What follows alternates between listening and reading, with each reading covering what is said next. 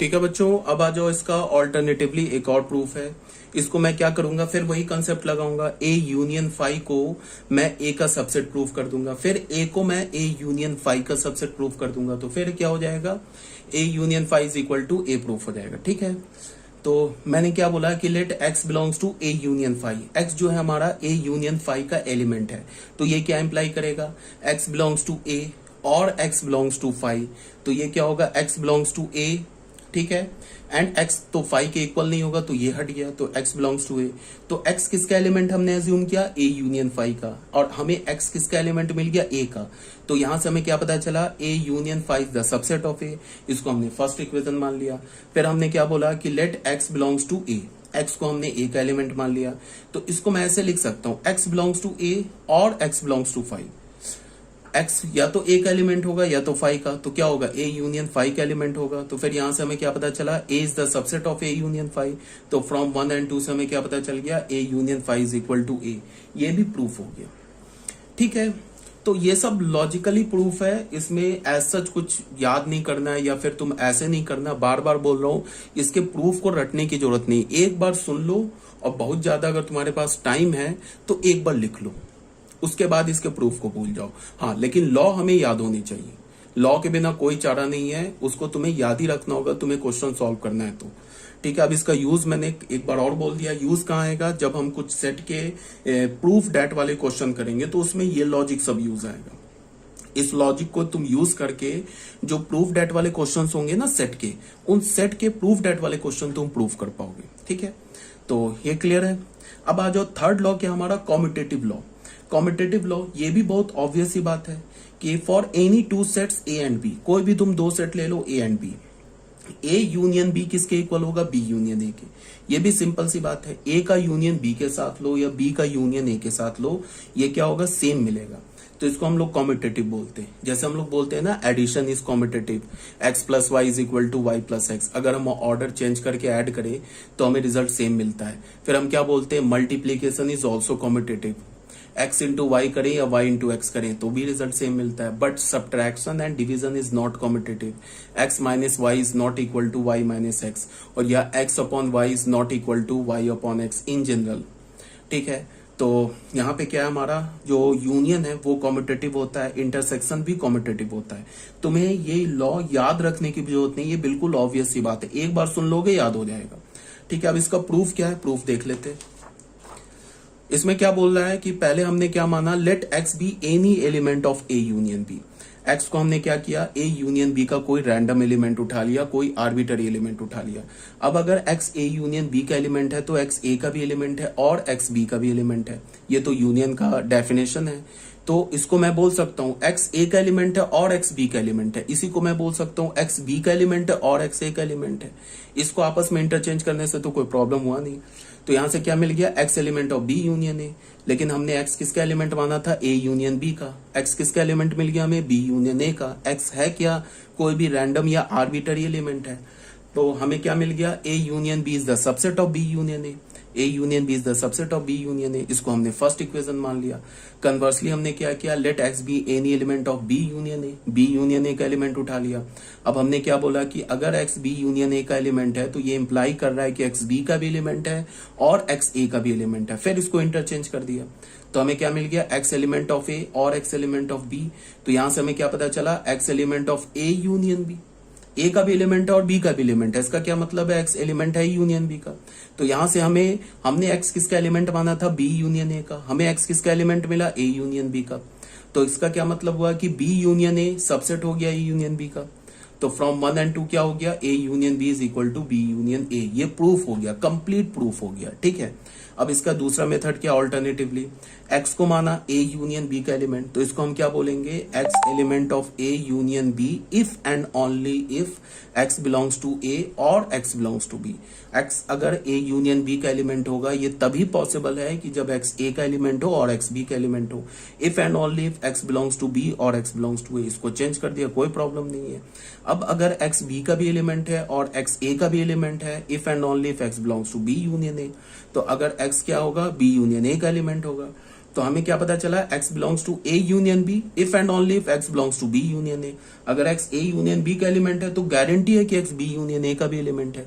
तो इसका क्या मतलब हुआ कि A यूनियन B में जितने भी एलिमेंट्स है वो सारे एलिमेंट्स B यूनियन A में भी है, तो फिर A यूनियन B और B union A equal proof हो गया। तो ये भी एक मेथड है।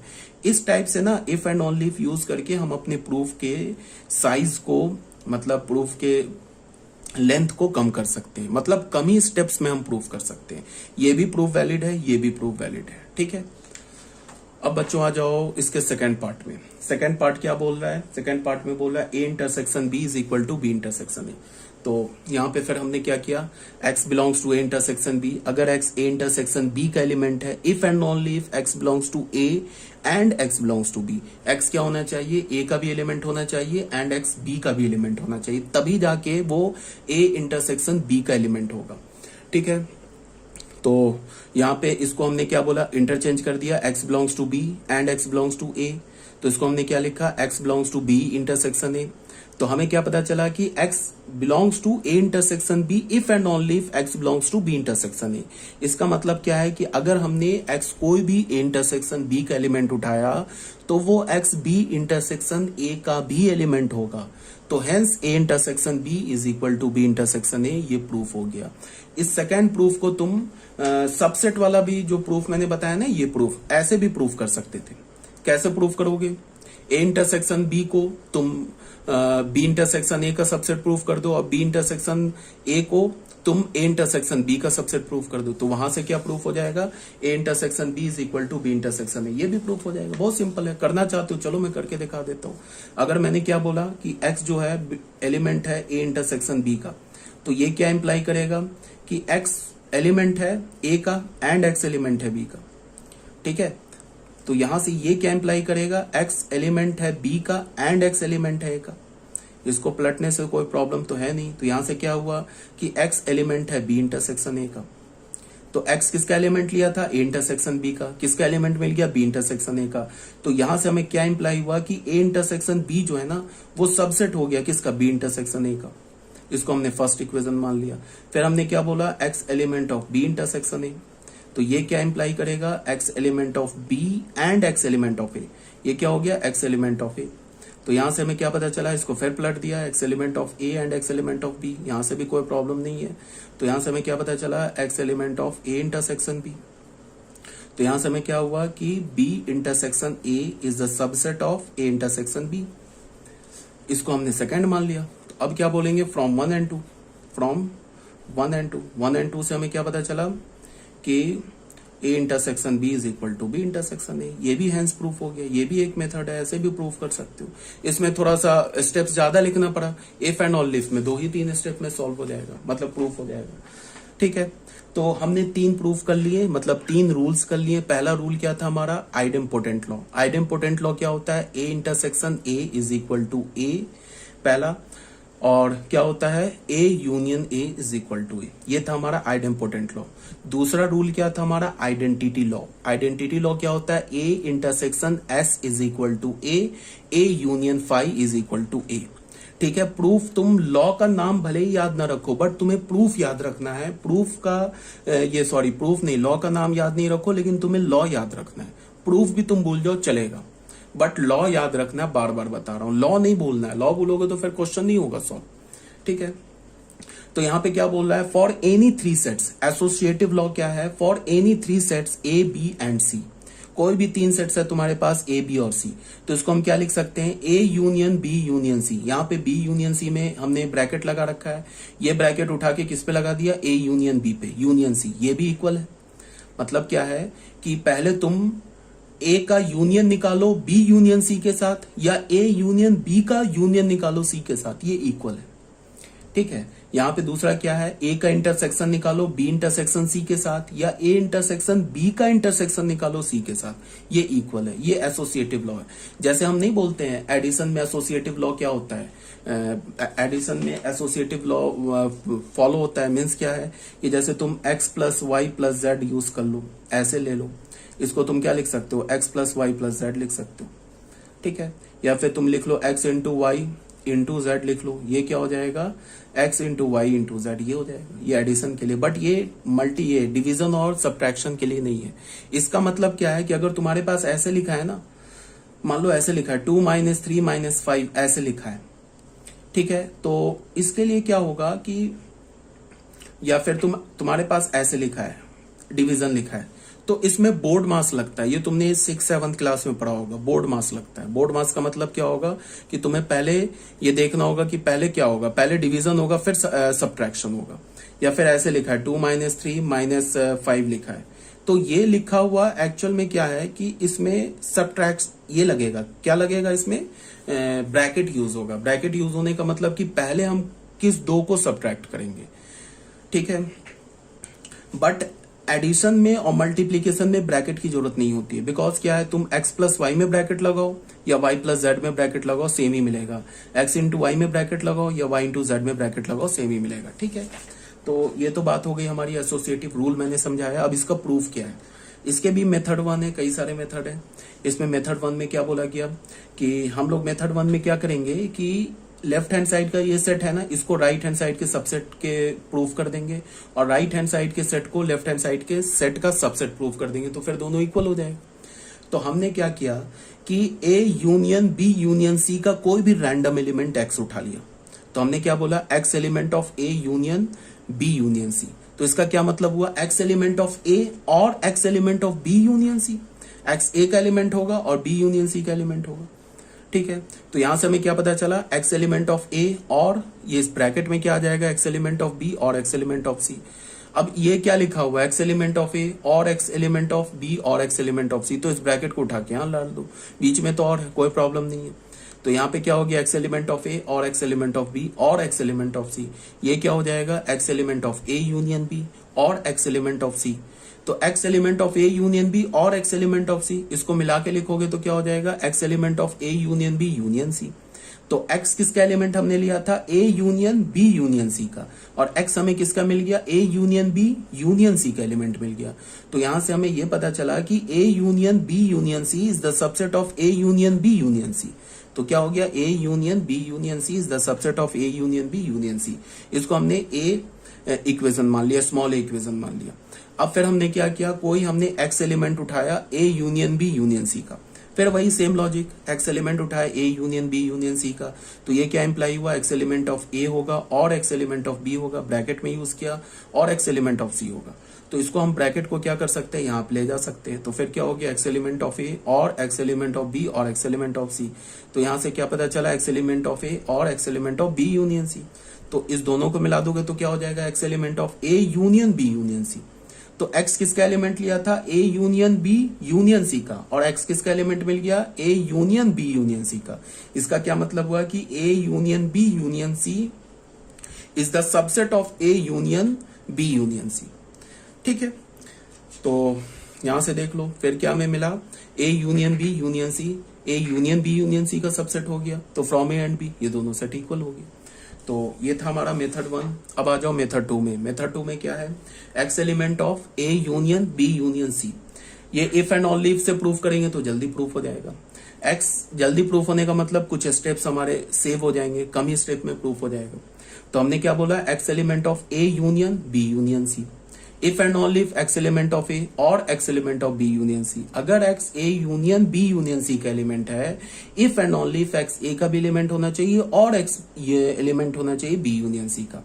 फिर इसको हमने क्या लिखा, if and only if x element of A और x एलिमेंट ऑफ B और x एलिमेंट ऑफ C। इस ब्रैकेट को इधर कर दिया। फिर हमने क्या बोला, x element of A union B, और है यहाँ पे, और की जगह यूनियन C आ जाएगा। तो x element of A union B union C, x element of A union B union C, if and only if x element of A union B union C। इसका मतलब क्या है कि अगर x A union B union C का element है तो वो x A union B union C का भी होगा। तो यहां से हमें क्या पता चल गया कि A union B union C is equal to A union B union C। तो ये भी प्रूफ हो गया। ये था हमारा मेथड 2 था। अब सेकेंड पार्ट में आ जाओ, सेम लॉजिक चलेगा। ये मेथड सेकंड पार्ट में आ जाओ, A intersection B intersection C, second part में आ जाओ। सेकंड पार्ट में हमने क्या बोला कि let x element of A intersection B intersection C। तो ये क्या होगा, x element of A and x element of B intersection C. X क्या होगा, बी इंटरसेक्शन सी का एलिमेंट होगा। तो इसको हमने क्या बोला, x element of A and, इसको ब्रैकेट में रखा, एलिमेंट ऑफ बी एंड सी। तो ये बीच में एंड है, फिर ब्रैकेट को यहां ले गए, तो ये क्या हो गया, x intersection B and x element of C. इस दोनों को मिला दिया, ये एंड की जगह इंटरसेक्शन डाल दिया, तो x element of A intersection B intersection C. ठीक है ना। तो हमें क्या मिल गया कि A intersection B intersection C, ये किसका सबसेट हो गया, A intersection B intersection C का। सेम लॉजिक से तुम क्या करोगे कि A intersection B intersection C को सबसेट दिखा दोगे A intersection B intersection C का, तो ए और बी से क्या हो जाएगा, ये दोनों सेट इक्वल हो जाएगा। ठीक है, ये भी तो सिंपल है, कोई प्रॉब्लम नहीं होनी चाहिए। अब मेथड टू वही if and only if. If and only if में क्या है कि x belongs to A intersection B intersection C. If and only if x belongs to A and x belongs to B intersection C. ठीक है, तो यहां से क्या हो गया, x belongs to A and x belongs to B and x belongs to C. इस bracket को उठा के यहां डाल दिया, x belongs to A and x belongs to B and x belongs to C. ठीक है, तो इसको हमने क्या बोला, x belongs to A intersection B and x belongs to C. ठीक है, इस एंड की जगह इंटरसेक्शन डाल दिया, तो if and only if x belongs to A intersection B intersection C. तो यहां से हमें क्या पता चला कि if x belongs to A intersection B intersection C, if and only if x belongs to A intersection B intersection C. तो ये भी प्रूफ हो गया। तो ये था हमारा फोर्थ लॉ, इसे हम क्या बोलते हैं, एसोसिएटिव लॉ। अब बच्चों आ जाओ डिस्ट्रीब्यूटिव लॉ पे। डिस्ट्रीब्यूटिव लॉ क्या बोलता है कि यूनियन जो है ना वो इंटरसेक्शन पे डिस्ट्रीब्यूटिव है और इंटरसेक्शन यूनियन पे डिस्ट्रीब्यूटिव है। जैसे तुमने एल्जेब्रा में पढ़ा होगा ना कि multiplication is distributive over addition, ऐसे पढ़ा है ना हमने। x इंटू अगर मान लो लिखा होता है y प्लस जेड, तो इस मल्टीप्लाई को हम एडिशन पे डिस्ट्रीब्यूट कर देंगे। मीन्स क्या हो जाएगा, इसको हम ऐसे लिखेंगे x into y plus x into z. इसको हम क्या बोलते हैं, multiplication is distributive over addition. ठीक है, यहां पे क्या है कि मैं बोल रहा हूं कि यूनियन जो है वो इंटरसेक्शन पर डिस्ट्रीब्यूटिव है और इंटरसेक्शन जो है वो यूनियन पर डिस्ट्रीब्यूटिव है। कहने का क्या मतलब है, ए इंटरसेक्शन लिया और बी यूनियन सी लिया। यहाँ पे यूनियन जो है ना वो प्लस का काम कर रहा है, इंटरसेक्शन वो मल्टीप्लीकेशन का काम कर रहा है। तो इसको हम ऐसे लिख सकते हैं, ए इंटरसेक्शन बी और यूनियन ए इंटरसेक्शन सी, ऐसे लिख सकते हैं। या फिर ऐसे लिखा हो, ए यूनियन बी इंटरसेक्शन सी।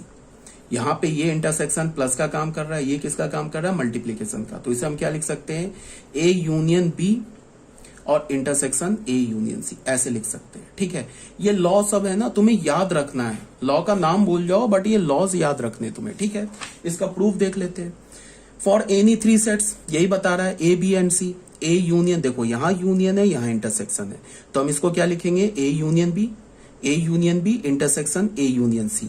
फिर क्या लिखेंगे, यहां इंटरसेक्शन है, यहां यूनियन है, तो क्या लिखेंगे, A intersection B union A intersection C. ठीक है, मेथड 1 आ जाओ। इसके मेथड 1 में हम इसे कैसे प्रूव करेंगे वो देख लेते हैं।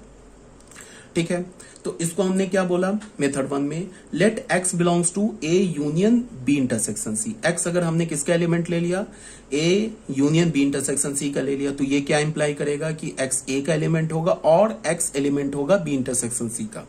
तो यहां पे हमने क्या लिखा, ये यूनियन है ना, तो यूनियन की जगह और यूज होता है और इंटरसेक्शन की जगह एंड यूज होता है। बिकॉज यूनियन क्या है, कंडीशन है, इंटरसेक्शन क्या है, सॉरी यूनियन क्या है, ऑप्शन है, इंटरसेक्शन क्या कंडीशन है। तो ऑप्शन के लिए हम और यूज करते हैं, कंडीशन के लिए हम एंड यूज करते हैं।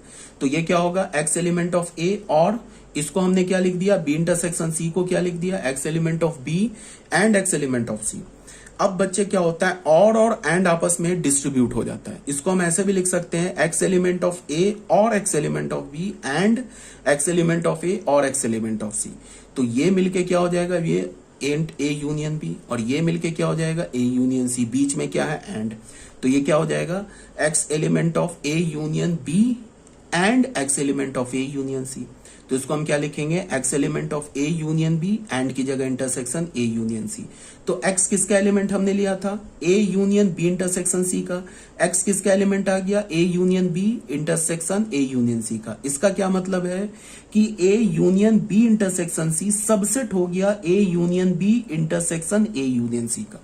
ठीक है, तो यही बात हमने यहां पे लिखा, क्या, A union B intersection C क्या हो गया हमारा, सबसेट हो गया किसका, A union B intersection A union C का। सिमिलरली सेम लॉजिक से तुम प्रूफ कर दो, इसको तुम इसका सबसेट दिखा दो। Similarly A union B intersection A union C subset हो जाएगा A union B intersection C का। तो फ्रॉम ए एंड बी ये दोनों सेट इक्वल हो गया। ये तो था हमारा मेथड नंबर 1। अब बच्चों आ जाओ मेथड नंबर 2 में।